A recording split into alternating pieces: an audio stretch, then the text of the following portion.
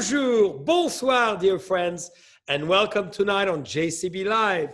This is our happy hour, and I'm so excited to welcome you and introduce you to one of the most magnificent, marvelous, exceptional men in the world of hospitality, humanity, and entrepreneurship. His name is Tim McHenry. He's the founder of one of the most amazing organizations that I've ever seen light in the history of the United States.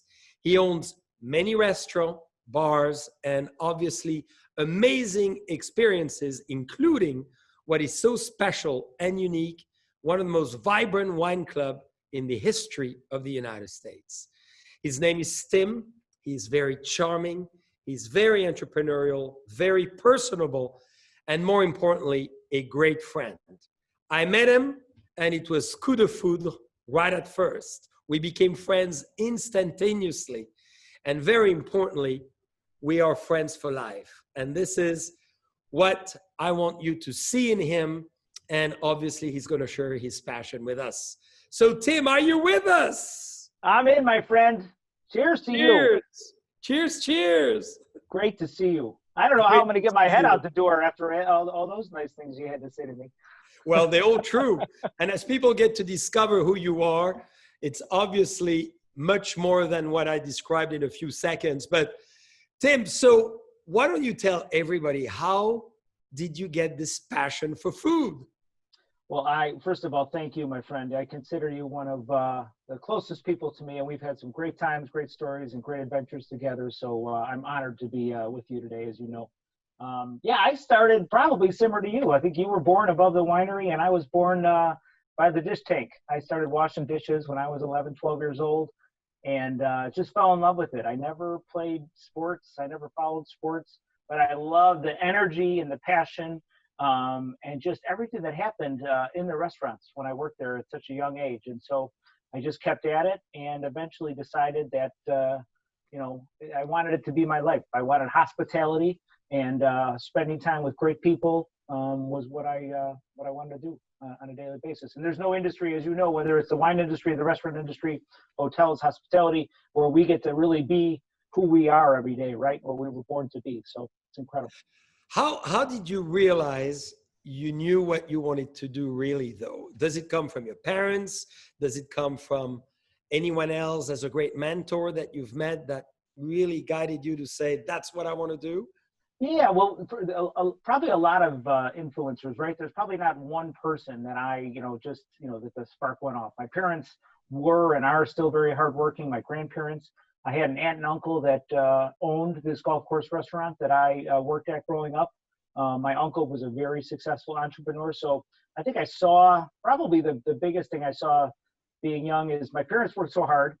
We made it, we were not wealthy, we were not poor, but we did well, and my parents did well, and I saw this one family member who did exceptionally well, had this incredible business empire, and I thought, I'm young enough and I'm dedicated, so if I can take a path, I'm going to try to be that guy.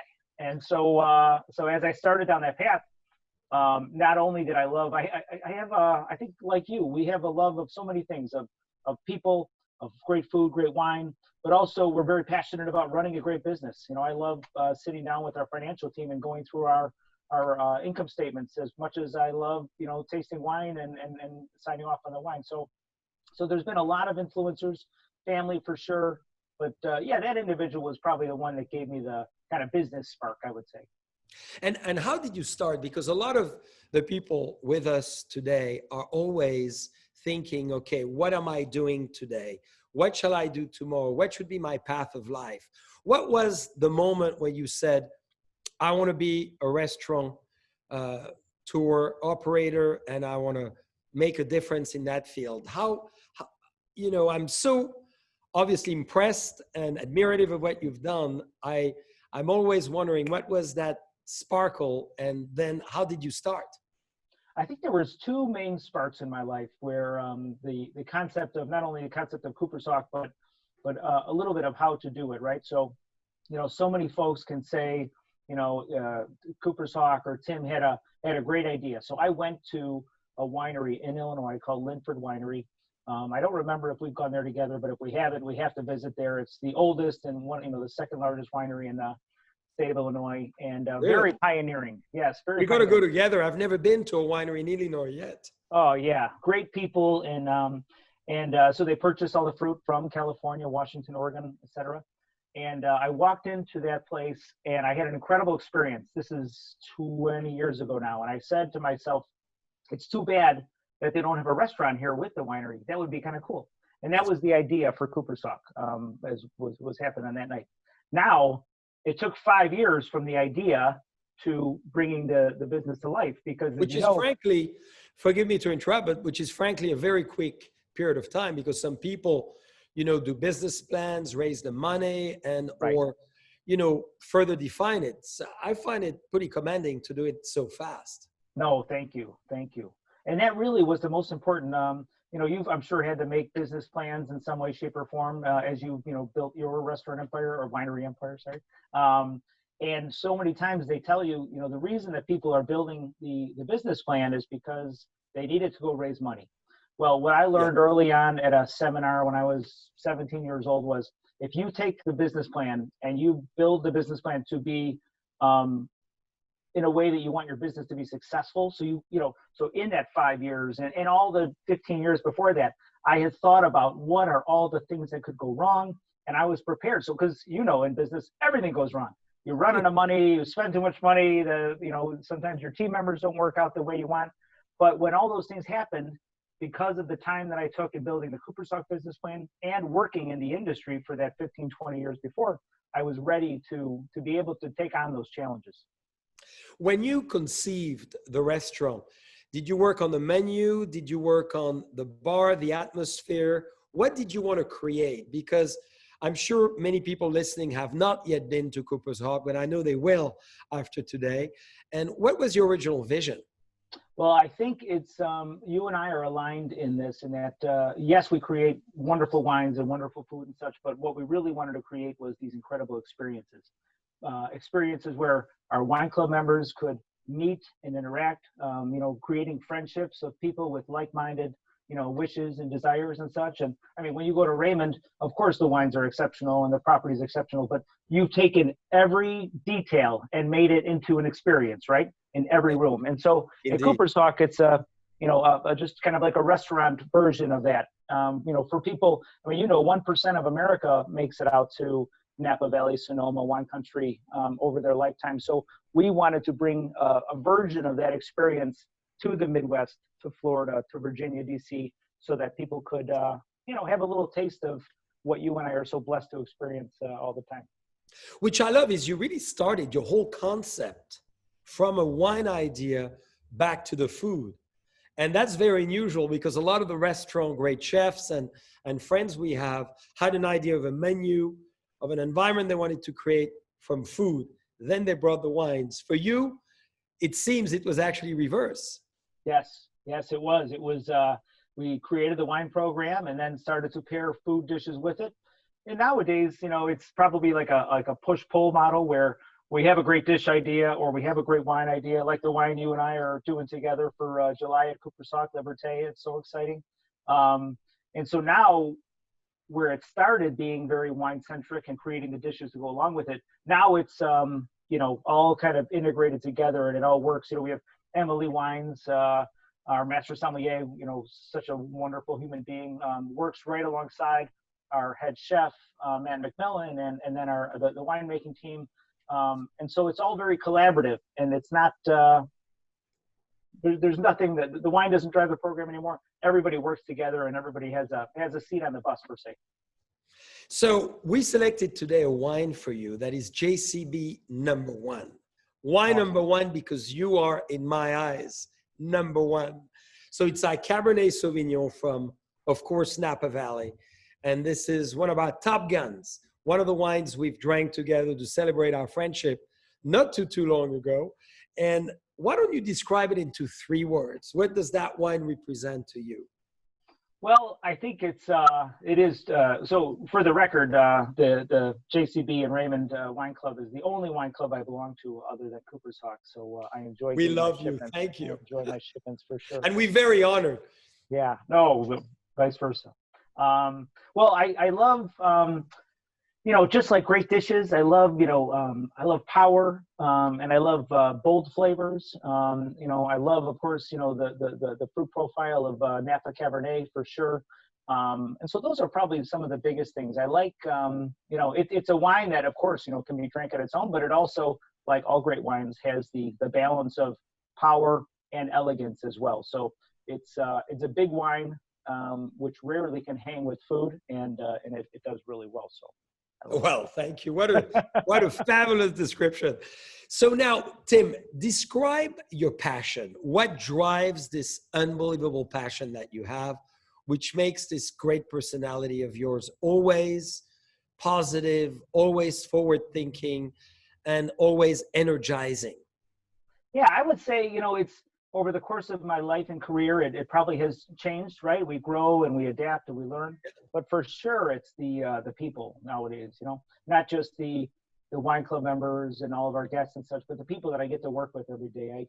I know for you, I got to meet so many incredible people in your organization, and they're the reason that I get up and kind of go to work, because, if I could hang out with everybody, I always not joke, but tell the story, every year on my birthday, my girl asks, where would you like to go and who would you like to go out with? And it's the same Cooper's Hawk gang every year. So it's not like going to work. It's like going to hang out with your buddies that you kind of grew up with. So that's probably the biggest part that energizes. And then I think like your organization, our menu is 74 food items on our menu, of which none are, we're not Italian.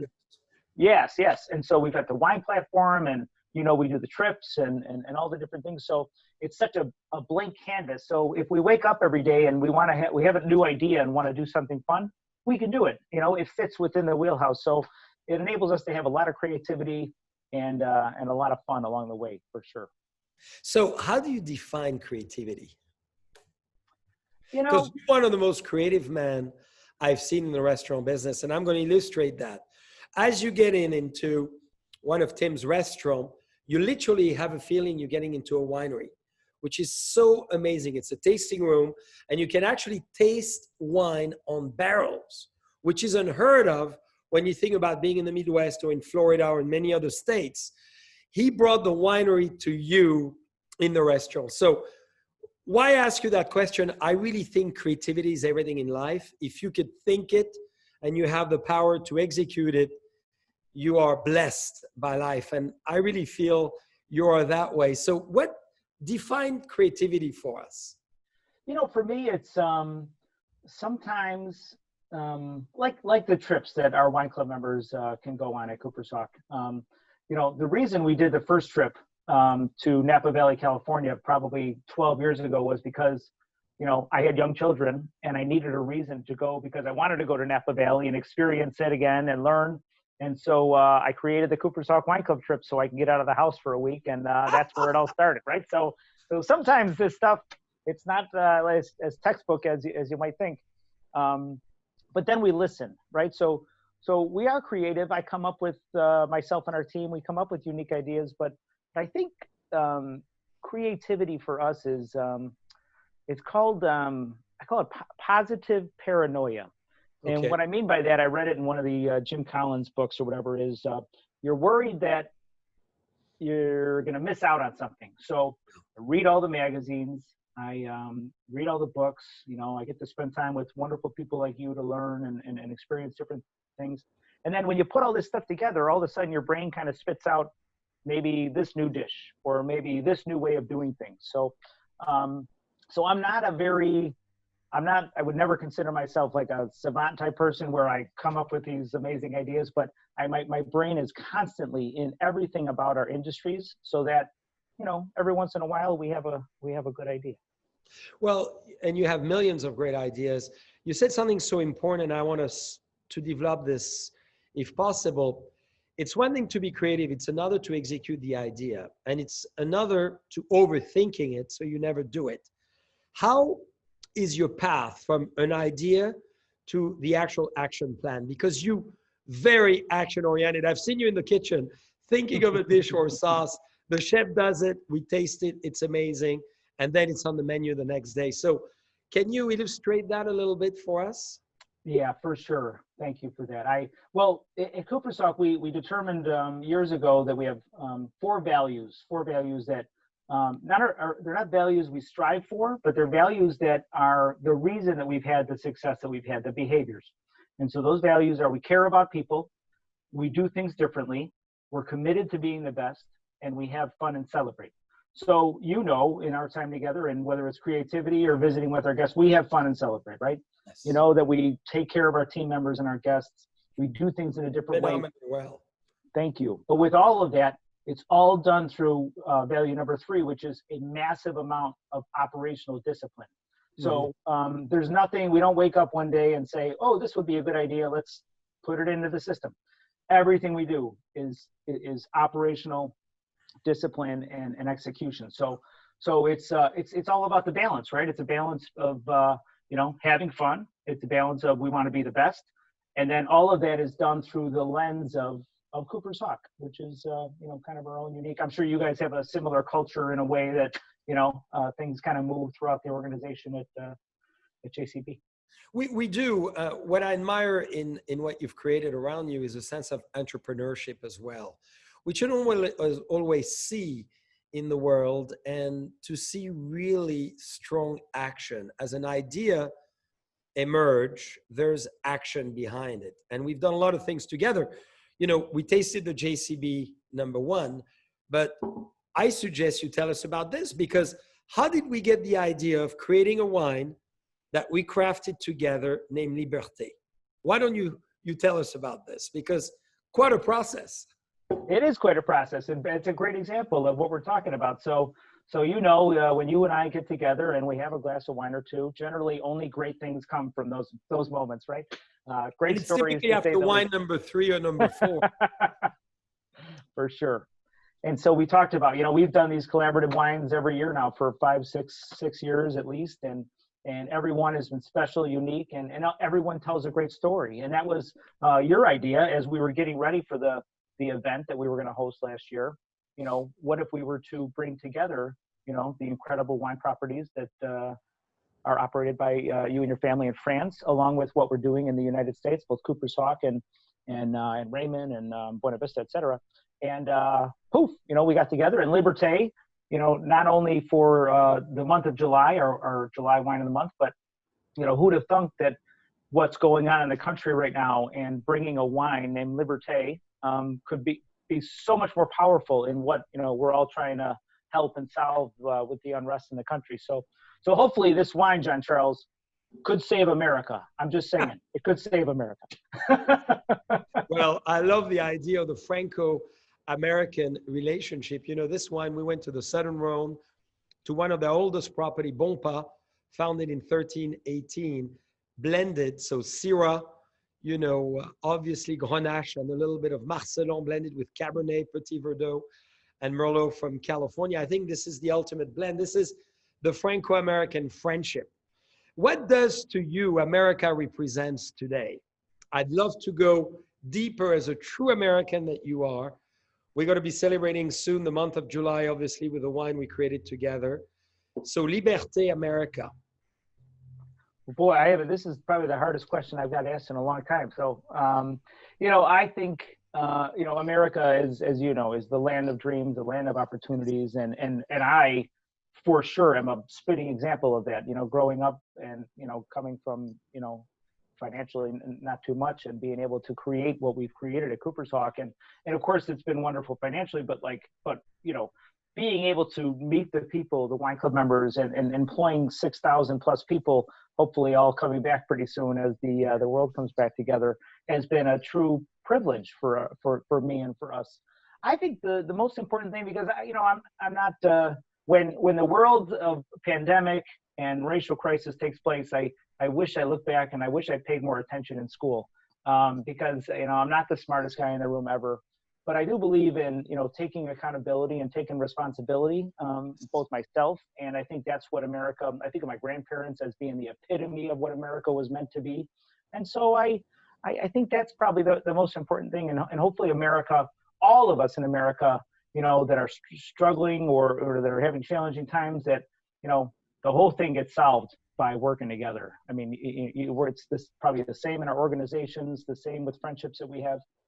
But that's how, I don't know. The only reason I'm successful and Cooper's Hawk is successful is because of the 6,000 people that make it happen every day. And they make me look good because. Well, and you look great and they are great. So how did you deal, in fact, with the situation that we just went through? And how are you dealing with the transition of reopening now? Yeah, so well, the first crisis being the corona virus, we had to shut down for a moment, and we're able to then reopen with carry out, curbside delivery. As you know, unfortunately, we had to lay off some 5,500 people. It was the worst day of my life. Yeah. And The hardest thing to do, isn't it? It is, yeah. It's really terrible, and thankfully everybody was, people understood, and they were, so kind. If I had. Boy, I could, if I had enough tissues, I could go back and read all the thoughtful emails and texts I got from everyone, knowing that we try to take care of them. And we do today still, we still feed all of our furloughed team members every single week. We feed them and all of their immediate family, and we'll continue to until we can. Thank you. So I feel very good about that. That's because it's all we can do, right? It's you have limited resources. You gotta keep an eye on things. So that's been uplifting. And then with the new crisis, we were watching for a couple of days because we wanted to respond thoughtfully. And we first responded to all of our team members, and we actually I don't have it in front of me, but we put together overnight about a 6-step plan as to what we are going to do. So not I think so many companies are like, we're going to be part of the solution. Well, we said we'd be part of the solution, and 24 hours later, our team put together, and this is exactly how we're going to do it. We're supporting a minority Master Som program. We are bringing in great educational. We should probably join you on this one as well, which would be a great pleasure. That'd be great. Because anything we could do together on this minority, Som program, would be delighted because we're discussing the same issues right now. For sure. So we know, of course, we'd love to do it together. So a lot of it's education. A lot of it's communication, and just reiterating. I thought we've always at Cooper's Hawk done everything that we can to do right by people, but it turns out we could have done more, and so that's what we're working on right now, is how we can be the best. And I really believe we're all becoming even more humble with the situation, thinking we could have done more. I think the part of the solution is always to realize that you could have done more, or that you have an issue, or that you have something to solve. And I think hopefully everything will get stronger and better, and all of us will do more in this direction. But I'm delighted at least that you are so proactive and reopening slowly, right? Yes, yeah. I'm actually, if you could tell by my beautiful surroundings, I'm in Florida today celebrating the opening of a number of our restaurants in Florida. So that's very exciting. We can open up about half of the establishment in Chicago and Illinois. It's a little bit, more patios and outside. But we took our time. We wanted to make sure, first and foremost, our team members would be safe. Yes. And we got all that figured out and such. And then, which was so wonderful, just an unlimited amount of demand from our Gas and Wine Club members. Are like, please open up so we can come and spend our time. Pick up food or grab a bottle of Liberté. That's right. So now it's been great. It's been great to be in the restaurants again. You and I talked about it right when everything started to go down, right? How, we were both almost depressed, because we're built to spend time with people. And it's tragic not to be with people, even though technology allows us great things. So now, Tim, how many restaurants do you have total? 42 open operating. And we have a number that are, we're in some level of development, like in Scottsdale, Arizona. We've got this beautiful restaurant wrapped in saran wrap, ready to be opened. So we're just waiting, for everything to be. But we'll be in 13 states coming up. We're gonna get to California soon, not in 2020. Open arms. You can open in the museum if you want. We can do a big party here at the Oakville Wine Merchant Museum. There we go. You can see all the historical tools. Incredible. The historical map of Napa Valley. This is a map which was actually drawn in 1895 as the first map of Napa. You can see all the tools. Wow. We in Oakville, so when you're ready, we should have all your fabulous members right here in the wine country. That would be awesome. It's incredible what you've done over there. It's incredible. So, well, what you've done. So, Tim, we got to drink the next wine, Generations, because Beautiful. we couldn't think of a better wine for you as, you know, this amazing generational man, from your parents to yourself creating the business to passing it on to the next generation. Maybe is it what's going to happen? We'll see. We'll see. Right now they're on their best behavior, so it's looking good, but they got a number of years to go still. So, well, so let's try this wine, because this is really one of the first wine when we met many years ago we had. And this is really the wine that binds me very closely to Napa Valley, California, in the United States. This is a wine that I think is kind of the foundation of the history of Napa, made by the Raymond originally. And they called it Generation, which I thought was fantastic name. What does that name evoke to you, Generation? When you think of that word, what do you want it to go in your mind?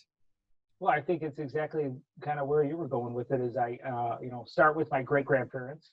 And then I think of my grandparents, my parents, and then myself going, having my kids, they're too young. You've met them. You've been so wonderful to host us at your house.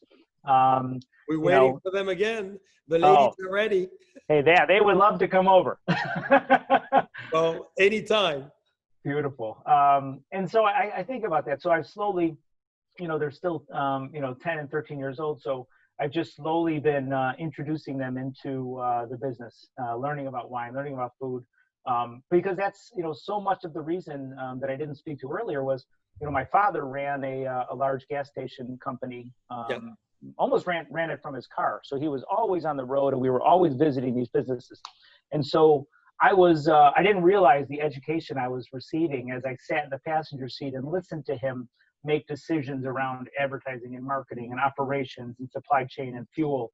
And so I took it for granted, but the reality was I learned a lot. So I'm trying to do a similar version with my kids now, but they can't, we give them like a little, this much wine, but not me.